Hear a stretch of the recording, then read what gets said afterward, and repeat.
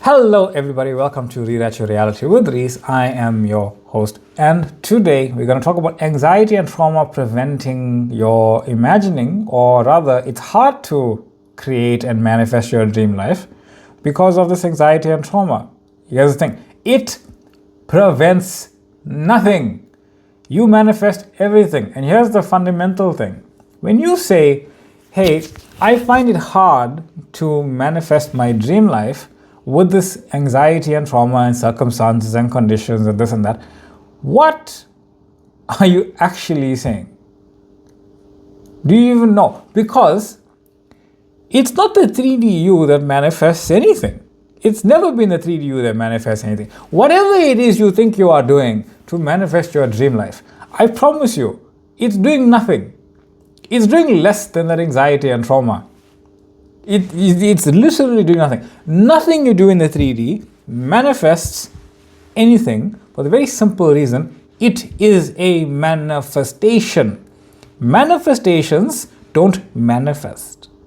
You manifest. You are reality. Desires don't manifest anything. A desire doesn't manifest another desire. You do. You manifest it all the time. Conditions don't manifest conditions. Circumstances don't manifest circumstances.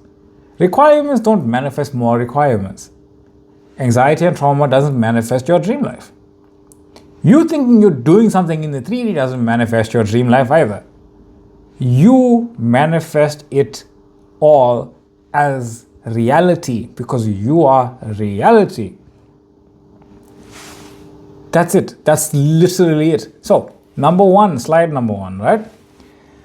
Many people say it's really hard to manifest while feeling trauma and emotion. And as I explained, what does that actually mean? It means you think that the 3D you has to do something or is doing something or is manifesting it by doing. It's doing nothing. You are creating the experience of doing, creating the experience of doing. It's a manifestation that doesn't, and you're recreating it by your assumption that it's doing something. But what you are doing is actually focusing on the you're focusing on the creating of creating, but you're creating this never-ending loop of creating nothing because you're focused on that. What does it actually mean? That's all. It means you're on a hamster wheel thinking that if you just get past this trauma and feel good, it'll manifest. But whatever you think you're doing that is so held back by something else, finding it hard to do that thing, you can just stop doing that. It doesn't do anything in the first place. You're trying to get to do something that does nothing. I promise you, it is a manifestation. If you can observe it, it's a manifestation. If you can know it, it's a manifestation. If you can understand it, it's a manifestation. So what is it then? Your knowing of the thing is the creative experience. You're focusing on whatever it is, the actual focusing on it, it's that. The source of the light. And when I say light, I don't mean light, I mean become knowing of. And I truly mean become knowing of. Because if you imagine a dark room, you gave knowing to a room that just has no light in it, but you gave knowing to it. If you imagine a room with the lights on, you are giving the knowing of a room with lights on. Two different rooms, two different experiences, one knowing of either, both existing simultaneously. That is the creative act, that knowing. So when you know, you are the knowing, and then you go to a knowing of being a blank slate, and then as that blank slate, you just know what your desired reality is and who you desire to be in it. Whichever one first, doesn't really matter. Your self-concept is knowing that you are God, the creator, and then you experience as God, the creator, your desired reality from a blank slate, knowing that everything you see is a blank slate.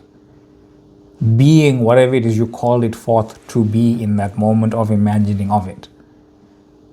So you are trying to use manifestation to manifest more things. You can't. It's already a dead idea. If you understand an idea, it's already dead. There'll be a lot of fireworks in the upcoming days. So if there's fireworks in the sky and it bursts, can that burst firework light more? If it hits the right place, but no, it can't. It's already gone. It doesn't work that way. It's already gone. Your knowing of an idea, your recognition of it is the creative effect, the acceptance of it. This is who I am. Your beingness of it. That's manifestation, not the act of believing that you are the one creating it yourself. Not that. That's a manifestation, right? So slide number 2. Knowing as the true act of manifestation. True manifestation occurs in the absolute stillness of just knowing. Who do you know yourself to be? What do you know? When you think about your own name, it doesn't flash in your mind in bright lights. You don't have to go write it down just so you manifest your own name. Your knowing creates the name. A singular idea. When you know that singular idea, I don't just mean one small thing. It can be an entire identity. An entire imaginational scene, 5 minutes, 10 minutes, 20 minutes, or it doesn't matter, 2 seconds, it makes no difference. A timeline of experiences is created instantaneously to make that make sense in the imaginational frame. That entire universe just existed as you're imagining of it. No matter what you are imagining an entire universe for that experience, created simply for that experience. It is literally that saying, the entire ocean creates the wave. No matter where that wave is, it is the entire ocean that is doing it. It's that. But cosmic ocean of reality creation in a non-local point of source being itself. So, infinite frames of reality combine to create the illusion of a singular identity living a lifetime. Your awareness of that timeline is already a manifestation. Your identification, your knowing, your acceptance of it, all of it, that is manifestation of your just knowing that this is who I choose to be. Even saying I am, while being true, is also a manifestation of what you are now accepting as true for you. I am. That is an acceptance of what I assume and what you assume, what we all assume ourselves to now be. I am awareness. You are saying it in recognition of who you are. So physical action, thoughts, emotions are just effects, not causes. They literally don't do anything. They don't do anything, can't do anything. And the Bible verses have this insight, right? I got a few of these. Unbind him and let him go. Unbind the thoughts that you are doing something. Let that identity who thinks that it's doing go. Do nothing. Let your thoughts and struggles free. They are already manifestations, not the source of anything. Right? Number 3. Desires don't manifest other desires, as I said. Your desire, your longing, your effort to create something, those are just manifestations of themselves, but they are coming from, sometimes when I say longing and effort, that you think you lack something and you need to be the one moving the mountain. No, you must just realize you are the creator of said mountain. That's all. You cannot use a desire or lack or effort to create a desire. Desires arise from awareness. They are how awareness experiences itself. You desire to experience yourself as awareness, something. Because that something is you. So you're basically learning is a poor word. You're basically, as awareness, becoming more aware of what it is you are. Not necessarily learning. You already know you are everything. You're just becoming the knowing of what that means and what that looks like and experiencing it. And once you know something, it's already manifested. Otherwise, how could you know it? Your knowing of it is a manifestation. It's evidence of the manifestation of it. The desire is an effect, right? It's not a tool for creation.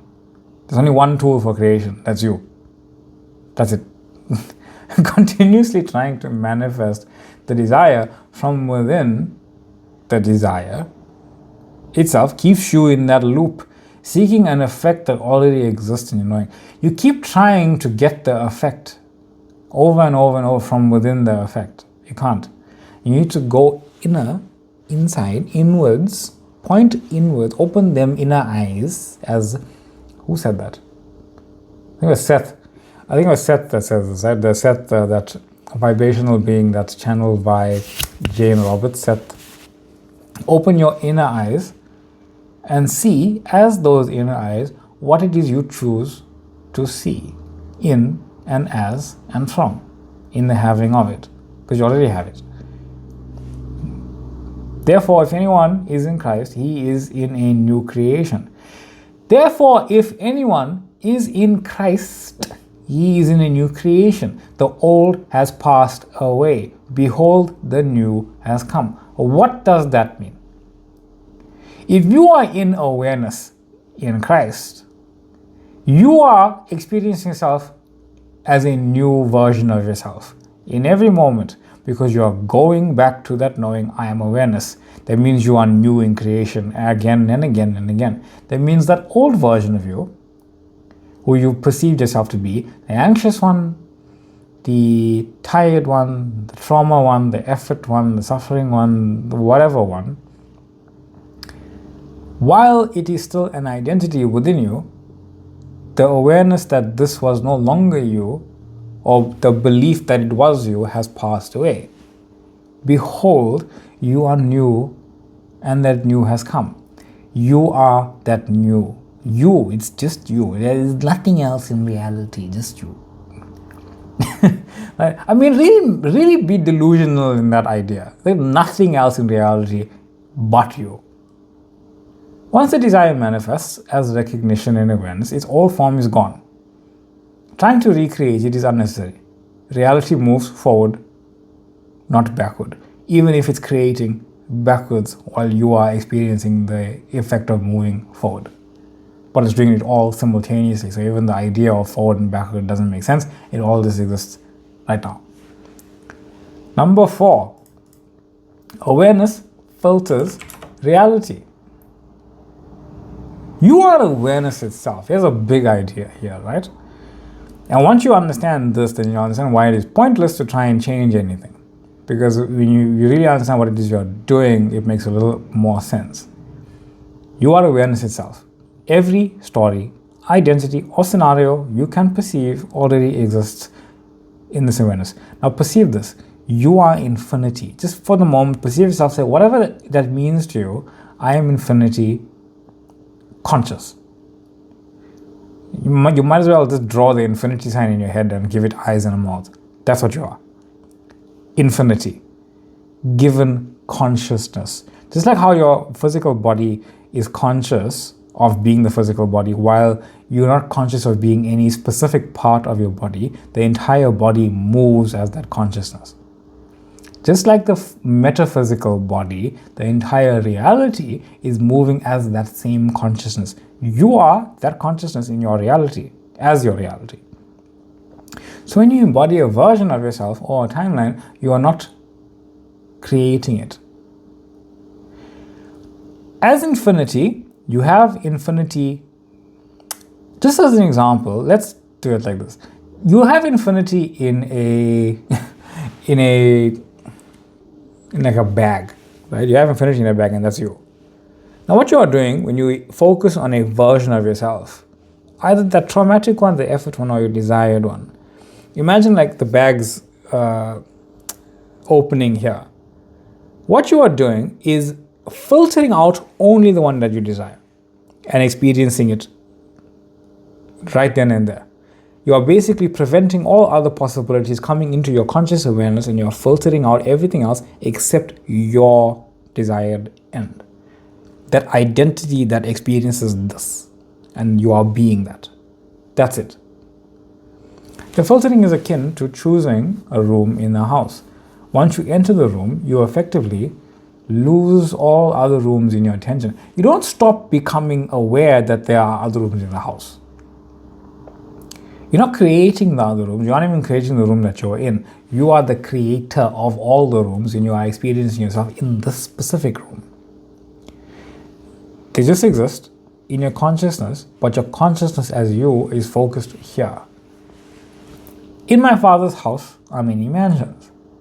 Awareness contains all potential realities, all potential mansions, all potential realities in that bag. And when you consciously choose one, it becomes your lived experience, while the other ones just recede from your attention. From your attention, not from reality. So trauma, guilt, anxiety, and old memories are simply manifestations that no longer define your choice. They exist, but are no longer your preference. You basically just moved your attention from one room to another. That's all. Number 5. Your physical self is a window of awareness, not the source of creation. It's just a window. Other people are also windows. You perceive them as that points of view, but they are also expressions of the same awareness that are being created from your awareness. So whatever window you are seeing of a person is because you are the awareness deciding to see that specific viewpoint. Those people, those awarenesses, those consciousness also exist infinitely in other parallel realities, all superimposed onto this one. But you are just seeing a specific version depending on you.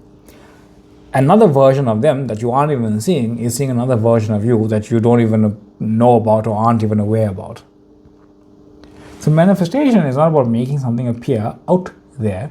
It's about tuning your awareness to a specific perspective, a chosen identity, or desired timeline, and making the grand assumption that you are now on that timeline as that identity for that experiencing of it, regardless of what happens.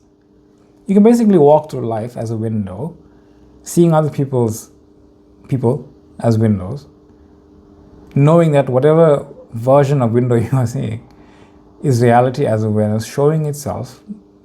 The physical objects basically acting seemingly independently, but all dependent on who you are choosing to be. Number 6, the blank slate of being. You can approach reality as a brand new being. No past, no future, no conditions, and no trauma. This does not erase experiences. It doesn't just stop being there. If you have a scar, it doesn't go away. Right? It might heal, like out completely, depending on the scar. But you're not here to make things not exist. You just release identification of them. They dissolve naturally when no longer chosen. Imagine yourself as this blank slate, because that is actually what you are. In every moment, you are blank. Seeing everyone and everything as a new experience, regardless if you saw this person 1,000 times.